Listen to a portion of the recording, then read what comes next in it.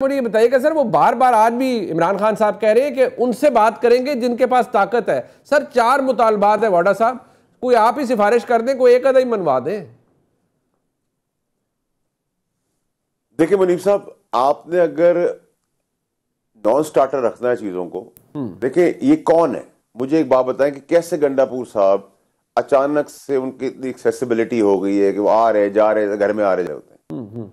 तो समझे ना इन सब चीजों को, जो मैं आपको नूरा कुश्ती कह रहा हूँ उसको समझें। बिल्कुल ठीक है कि कौन किस तरह वो इजाजत है, वो क्या लेके जा रहे हैं, वो बानी की क्या बात लेके आ रहे हैं। बानी आखिरी कॉल दे रहे थे और आखिरी कॉल से वो बातचीत पर आ गए हैं, चाहे वो ताकतवर से करना चाहते हैं, किससे भी करना चाहते हैं, एकदम एकदम एकदम यू टर्न है। इसका मतलब ये कि एक आदमी गुमराह है इस पूरे खेल के अंदर, वो है इमरान खान साहब। उनको पता ही नहीं कि वो खिलौने बने हुए अभी और सब उनका खेल रहे।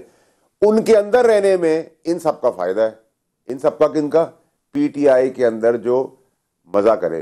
नून लीग का तो डेफिनेटली है, बाकी पॉलिटिकल पार्टियों का भी डेफिनेटली है, लेकिन एट द सेम टाइम आप ये भी तो नहीं कर सकते कि आप एक आदमी को सलाखों के बीच में रख के फांसी भी चढ़ा दें। बिल्कुल तो नहीं पॉसिबल ना। बिल्कुल ठीक है, जब पॉसिबल नहीं है तो इन सब इस पॉसिबिलिटीज और इम्पॉसिबिलिटी के बीच में रास्ता निकालना है। ये रास्ता सिर्फ एक ही आदमी निकाल सकता है, वो है खान साहब खुद। कैसे सर? अब उनकी कैसे सर? पॉलिसी चेंज करें सर, पॉलिसी चेंज करें सर, क्या करें? 100% पॉलिसी चेंज करें, हर चीज अपने हाथ में, एक स्टेप पीछे हो, एक स्टेप पीछे हो और डायरेक्ट आए।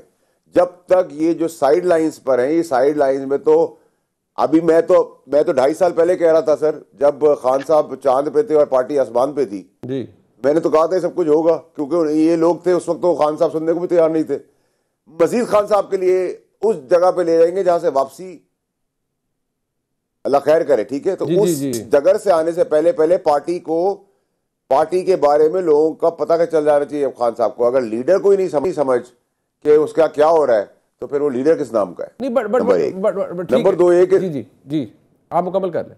जी बताएं जी मेरी करें सर। जी जी वाडा साहब, गुजारिश ये, कल आपकी प्रेस कॉन्फ्रेंस बड़ी मानी खेज थी, आपने कहा ये कर रहे हैं, ये वही जो आपने आज कहा कि ये नूरा कुश्ती हो रही है, आपने कहा बात जो अंडरग्राउंड चल रही होती है। सर वो बात अंडरग्राउंड किससे चल रही होती है? हुकूमत तो कहती है हमारे साथ तो कोई बातचीत नहीं है, एस्टेब्लिशमेंट की हवाले से आप मुझसे ज्यादा ताकतवर भी हैं और बाखबर भी हैं, आप बता दें कोई बातचीत हो रही है?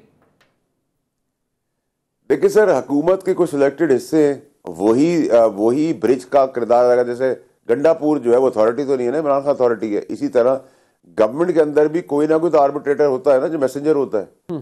फॉर डायरेक्ट बराह रास्त तो ना कर रही है ना कोई निगोशिएट करी। और निगोशिएशन में मांग क्या रहे हैं? मांग सुने क्या है?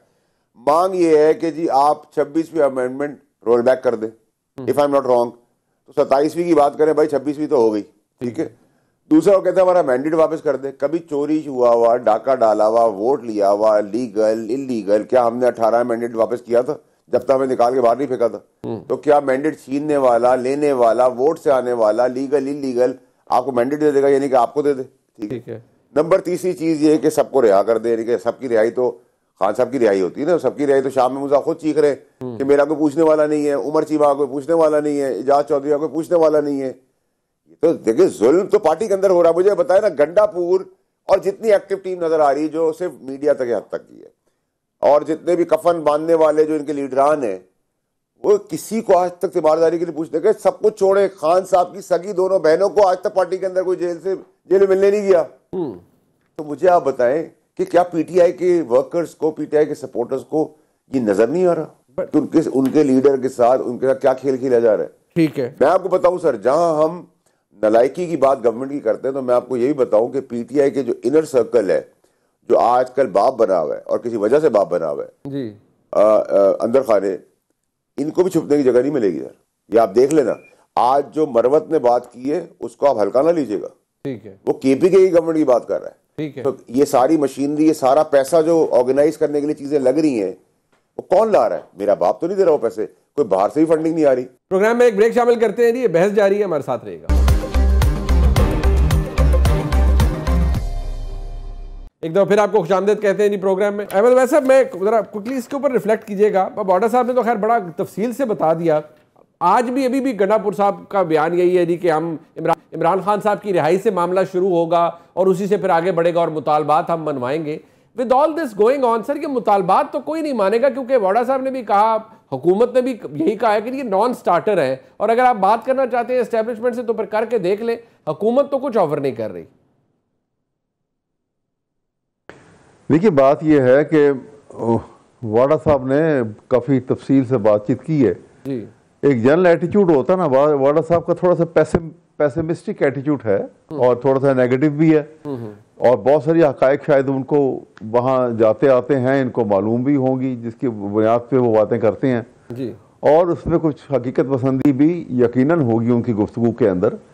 लेकिन सवाल यह है कि ये जो है ना, इन बेसिस के ऊपर आप कंप्लीट असेसमेंट नहीं कर सकते हैं कि क्या होने वाला है, क्योंकि अभी तक बहुत सारी चीज़ें कंफ्यूज्ड हैं। जैसे वो उसने कहा था ना, चर्चिल ने कहा था जी कि वो